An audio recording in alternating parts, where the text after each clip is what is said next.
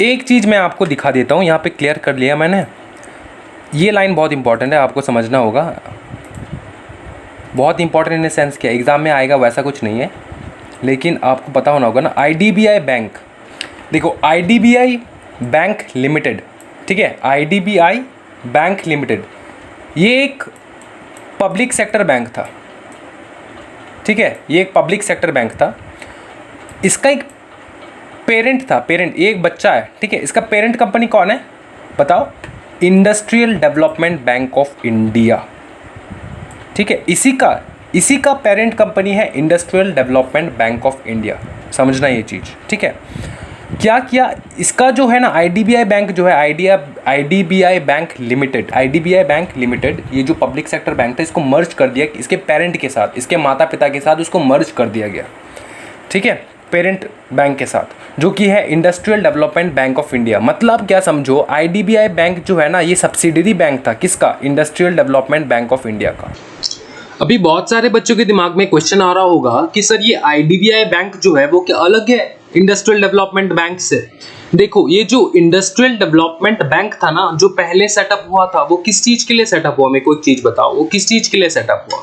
वो सेटअप हुआ था फॉर द इंडस्ट्रियल डेवलपमेंट, ठीक है। एक पर्टिकुलर सेक्टर में वो इन्वेस्ट करता था। समझो एक चीज, वो नाम का बैंक था, इट्स जस्ट नेमली बैंक, वो इसके नाम में बैंक था, लेकिन वो कमर्शियल बैंक नहीं था, वो पब्लिक के यूजेस के लिए बैंक नहीं था, वो किसके लिए था? इंडस्ट्रियल डेवलपमेंट के लिए। उसके बाद उसने क्या किया सुनो, ICICI ने और IDBI ने दोनों मिलके क्या किया? मिलके मतलब अलग अलग किए, लेकिन दोनों ने एक ही टाइम पे डिसीजन लिया कि अपने को क्या करना है? कमर्शियल बैंक सेटअप करना। तो IDBI बैंक जो है ना, industrial development bank of India, ठीक है, ये एक है, और एक है industrial development bank public limited, ठीक है, ये अलग है।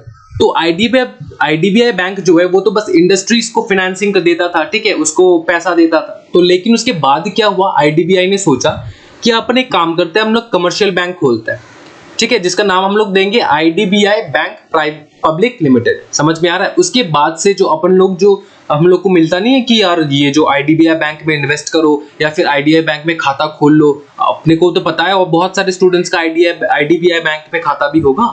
They have open account, savings account, है कि नहीं बताओ?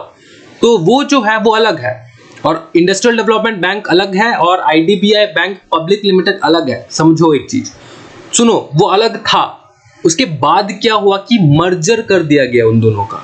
यहाँ पे लिखा है, उसी के बारे में तो बोल रहा हूं मैं, मर्जर कर दिया गया दोनों का। समझ में आ रहा है? दोनों का मर्जर कर दिया गया। उसके बाद फाइनली क्या आया?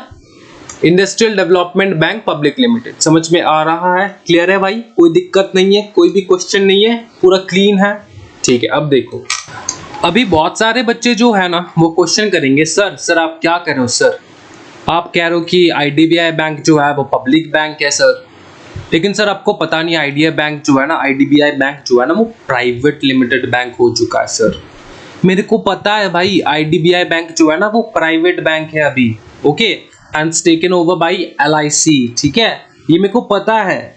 लेकिन हम जो अब पढ़ रहे हैं ना, ये हिस्ट्री है।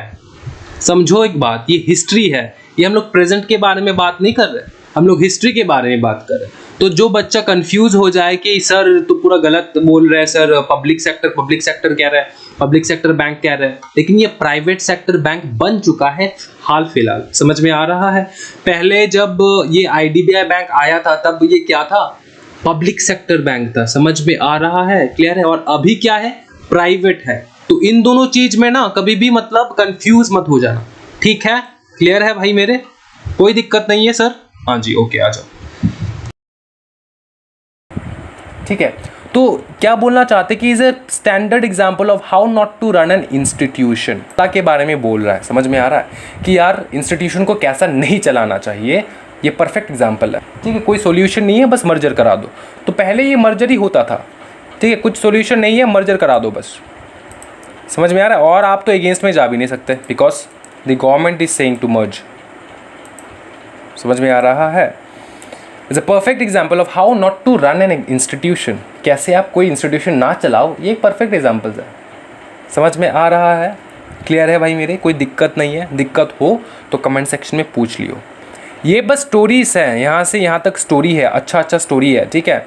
एग्ज़ाम पे आएगा कि नहीं ये डाउट है, लेकिन फिर भी आप अच्छे से एक बार देख लियो, रीड कर लियो कि ये चीज़ हुआ था, क्लियरली ये चीज़ हुआ था। आपको ये याद रखना ज़रूरी है कि किसका किसके साथ मर्जर हुआ, बस ये याद रखियो अच्छे से, किसका किसके साथ मर्जर हुआ। जैसे ओरिएंटल बैंक के साथ मर्जर हुआ किसका, ग्लोबल ट्रस्ट बैंक का, ठीक है, सेंटोरियन बैंक ऑफ पंजाब, इन सब का जो मर्जर हुआ है, टाइम्स बैंक वो HDFC के साथ हुआ है, ठीक है। IDBI लिमिटेड जो है वो industrial development bank of India, उसका पेरेंट कंपनी, उसका जो होल्डिंग है उसके साथ उसका मर्जर हो चुका था। समझ में आ रहा है? क्लियर है भाई इतना? अभी आ जाओ इधर पे। Industrial finance corporation of India and small industries development bank of India, इसके बारे में हम लोग देखने वाले, फटाफट देख लेंगे क्या बताया यहाँ पे ये बताया कि industrial development corporation of India के बारे में। देखो, the industrial finance corporation of India IFCI on July 1, 1943 by way of an IFCI act, मतलब इसका इनकॉर्पोरेशन हुआ, ये इस्टेब्लिश हुआ। क्या sir? Industrial finance corporation of India IFCI। समझ में आ रहा है? उससे पहले कुछ जानना है आपको तो ये रीड कर सकते हो, ये थोड़ा हिस्ट्री है। At the time of independence 1947, the Indian capital market were relatively less developed. The demand for capital was growing rapidly. However, there was a dearth of providers of capital. The commercial banks that existed were not equipped well enough to provide for long-term capital needs in any significant manner. Against this backdrop, and to bridge the demand supply gap for capital needs of economy, the government of India established the Industrial Finance Corporation of India IFCI, ठीक है, so that industrial sectors को जो है finance कर पाए। कौन sir? The Industrial Finance Corporation of India। अभी देखो, यहाँ से देखो important part, ठीक है। To avoid raising funds directly through capital market, the constitution of IFCI was changed from a statutory corporation to a company। समझो, पहले ही क्या था? कॉरपोरेशन था, बॉडी कॉरपोरेट था, कंपनी नहीं था भाई मेरे, बॉडी कॉरपोरेट था। Every company is a body corporate, but every body corporate is not a company bro. Clear है भाई?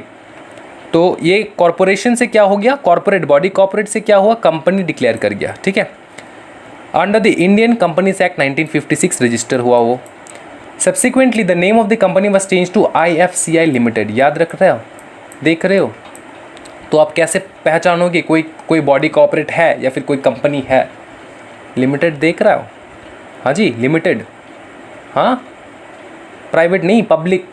अगर प्राइवेट हो तो PVT होगा, है कि नहीं? With effect from October 1999।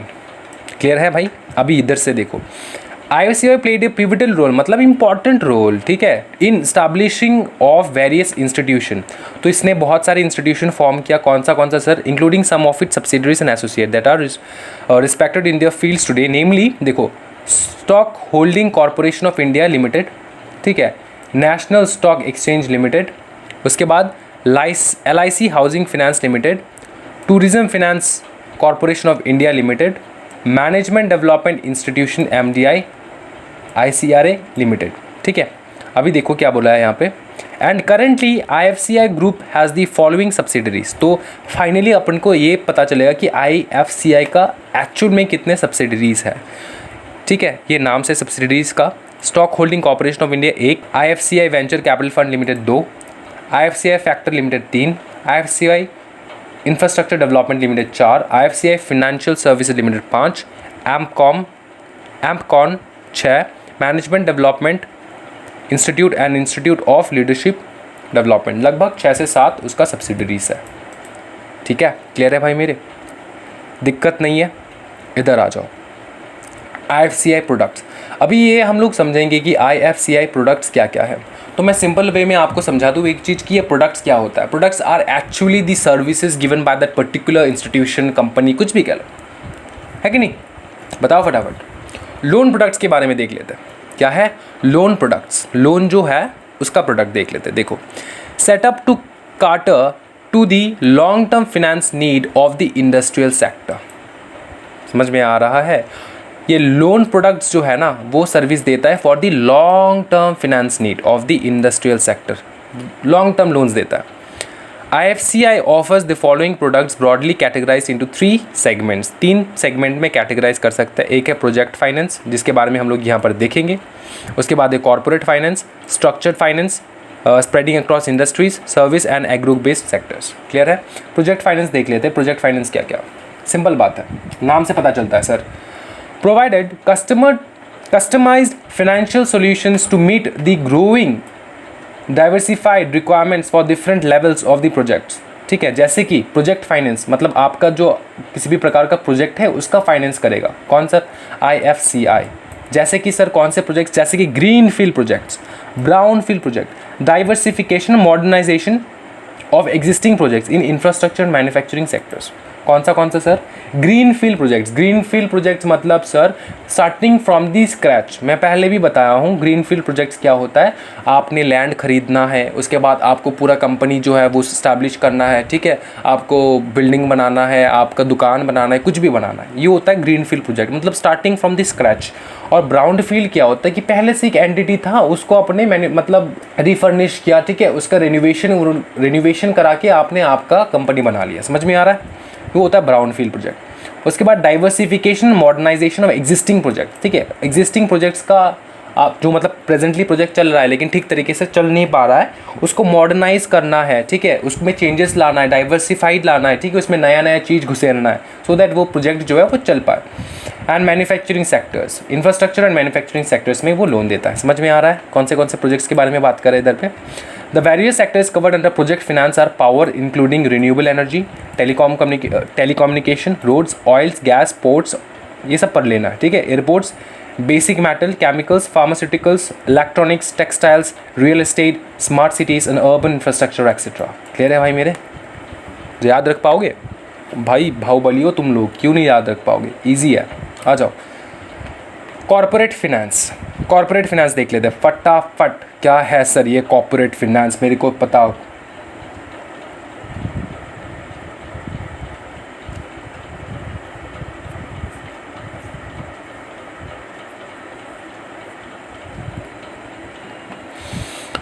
Corporate finance क्या होता है कि IFCI offers financial solution in areas of corporate finance. तो कॉर्पोरेट फिनेंस देता है टू द कंपनीज, है कि नहीं, through balance sheet funding, loan against share, lease rental discount, promoters funding, long term working capital requirement, capital expenditure and regular maintenance capex.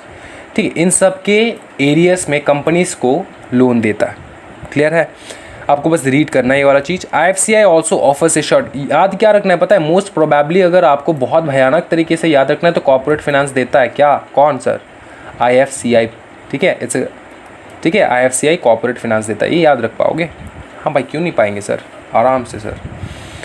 तो ये सब याद कर लियो किस प्रकार का कॉर्पोरेट फाइनेंस देता है। उसके बाद देखो IFCI also offers a short term loan भी देता है, tenure up to 1 year to meet various business requirements including bridge financing and short term working capital requirements. Sir ये ब्रिज फाइनेंसिंग क्या है सर, ये थोड़ा मेरे को अटक रहा है sir. Bridge financing, bridge financing क्या है पता है, ब्रिज फाइनेंसिंग होता है शॉर्ट टर्म फाइनेंसिंग।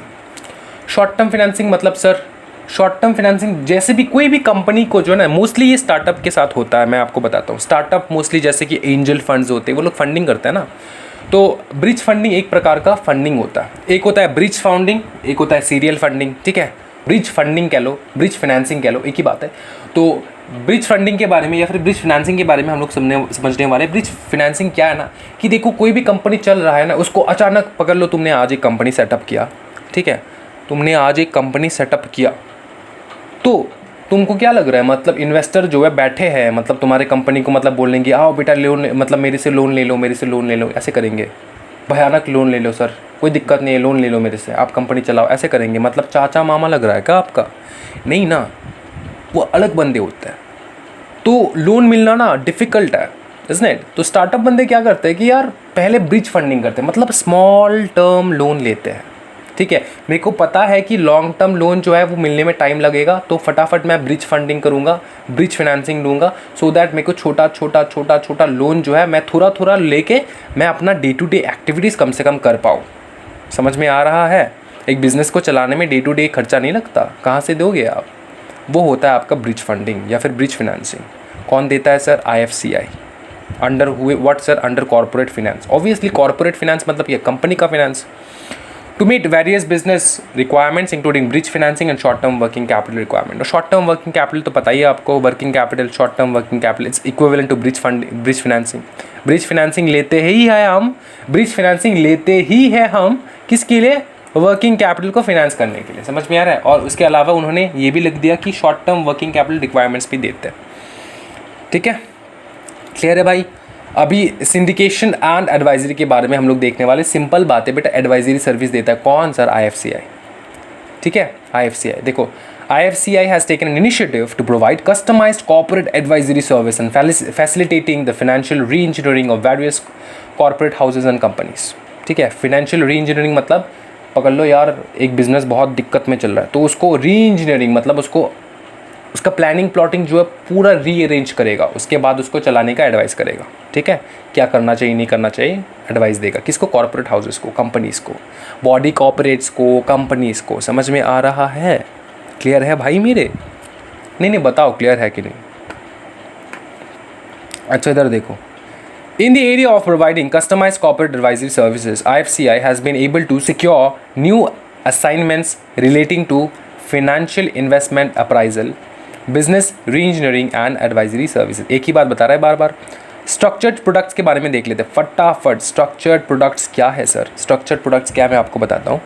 देखो, IFCI also provides financing solution, finance करने का सॉल्यूशन प्रोवाइड करता है। To whom? To its clients through व्हाट? Through structured debts and mezzanine products. अभी बहुत लोग इसको मिजानीन भी कहते हैं। ठीक है, मिजानीन या मिजानाइन, ठीक है, कुछ भी कह लो। अपन को क्या, अपन को बस समझना कि ये क्या चीज़ है सर। अपन को ये समझा दो कि सर ये क्या चीज़ है। ये और ये दोनों बताने वाला हूँ मैं, ध्यान से सुनना भाई। आपके इधर में तो है नहीं, बस आपको ये हो सकता है कि हाँ जी पूछ लेंगे कि किस प्रकार का स्ट्रक्चर्ड प्रोडक्ट्स देता है वो, है कि नहीं? तो आपको टिक कर लेना मिजानी प्रोडक्ट्स एंड स्ट्रक्चर्ड डेट्स।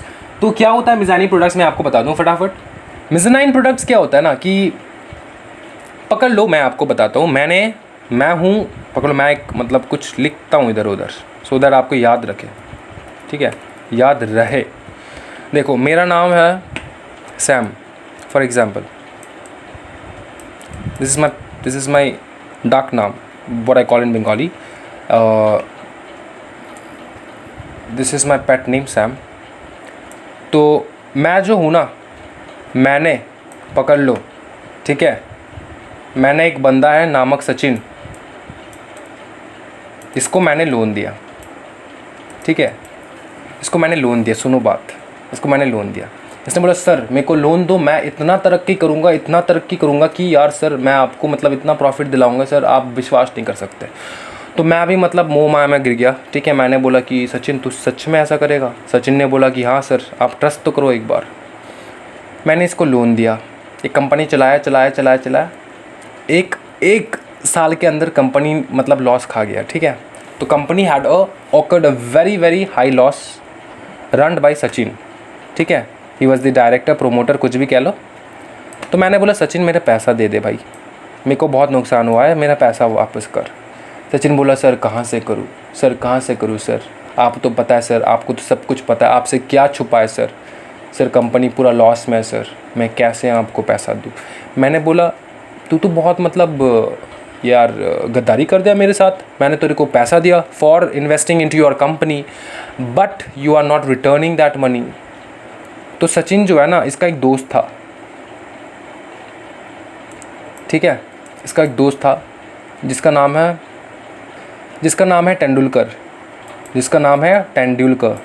ठीक है, टाइटल नहीं, नाम ही है उसका तेंदुलकर। ठीक है, तो तेंदुलकर ने सचिन को कहा कि भाई सुन तू टेंशन मत ले। तेंदुलकर सचिन का दोस्त है। ठीक है, तेंदुलकर ने सचिन को कहा तू टेंशन मत ले, सर को बोल तू सर को जो है ना क्या देगा, सर को क्या देगा, मिजानाइन प्रोडक्ट्स। तो सचिन बोला ये क्या है सर, ये मतलब क्या होता है? तेंदुलकर मेरे को बता। तो तेंदुलकर ने इसको बताया, सिंपल बात है, जब कभी भी क्या होता है ना कि लोन्स जो है ना वो डिफ़ॉल्ट हो जाता है। ठीक है, वो आप पे नहीं कर पाते हो, तुम्हारे पास पैसा नहीं है लोन पे करने के लिए, तो तुम्हारे कंपनी में इक्विटी शेयर जो है, जितना अमाउंट सर ने तेरे को लोन दिया ना उतना अमाउंट तू सर को इक्विटी शेयर दे दे। तो सचिन आया नेक्स्ट डे मेरे पास, बोला कि सर सुनना सर मैं ना आपको इक्विटी शेयर दे दूंगा सर मेरी कंपनी का, आप ना सर मालिक होके बैठोगे मेरी कंपनी। मैंने बोला तेरे कंपनी लॉस में, मैं मालिक क्यों बनूँ? सचिन ने बोला सर प्लीज़ सर। मैंने बोला ठीक है कोई दिक्कत नहीं है, तो अपना भाई है भाई, तो क्या करना है, मैंने उससे क्या ले लेना है, मेज़ानीन प्रोडक्ट्स। तो मेज़ानीन प्रोडक्ट्स क्या होता है, in the time of default of a particular loan, ठीक है, a right is given to convert to an equity interest in the company in case of default, ठीक है। this is a right given by Sachin to whom? To Sam. This is a right given by Sachin to Sam. What kind of right, sir? The right is to convert to an equity interest. जो loan है ना उसको convert कर देना किस चीज़ पे, equity interest में, in the company in case of default. Clear है भाई मेरे, समझ में आ रहा है? ये होता है मेज़ानीन प्रोडक्ट्स। अभी स्ट्रक्चर्ड फाइनेंस के बारे में थोड़ा देख लेते हैं फटाफट। स्ट्रक्चर्ड फाइनेंस का क्या चक्कर है सर, बता दीजिए सर, फटाफट बता दीजिए sir. Structured finance, structured debt जो लिखा है यहाँ पे, स्ट्रक्चर्ड डेट भी कह सकते हो, स्ट्रक्चर्ड फाइनेंस भी कह सकते हो। मैं आपको बताऊँ, ये एक्चुअली अनसिक्योर्ड डेट्स होते हैं which are not secured through any kind of instruments या फिर एनी काइंड ऑफ प्रॉपर्टी और anything. This are unsecured loans, ठीक है, this are unsecured debt instruments. Clear है? whose interest are dependent on a derivative or option। Sir आपने क्या बताया, फिर से बताओ। देखो, structured debts are unsecured debt instruments, समझो, structured debts are unsecured debt instruments whose interest, मतलब मेरे को कितना इंटरेस्ट मिलेगा ना structured debts के ऊपर, are dependent upon some other thing। which thing sir? are dependent upon derivatives or option or future, कुछ भी कह लो। सर ये क्या है डेरिवेटिव्स, ऑप्शन, फ्यूचर? मैं थोड़ा और ज्ञान दे दूँ, मतलब थोड़ा हैवी तो नहीं हो जाएगा? नहीं होगा सर, बता दीजिए। ओके, डेरिवेटिव, ये जो ऑप्शन है ना, ये जो ऑप्शन है, फ्यूचर है, ये सारे डेरिवेटिव इंस्ट्रूमेंट्स है। सर डेरिवेटिव का डेफिनेशन क्या है, बता दीजिए। डेरिवेटिव्स क्या होता है ना, derivatives are those instruments which derives their value from one or more asset known as underlying asset, ठीक है।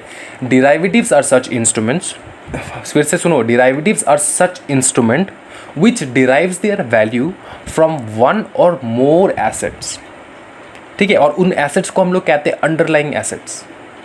समझ में आ रहा है? समझ में आ रहा है? उसको हम लोग क्या कहते हैं, अंडरलाइंग एसेट्स, वो होता है डेरिवेटिव।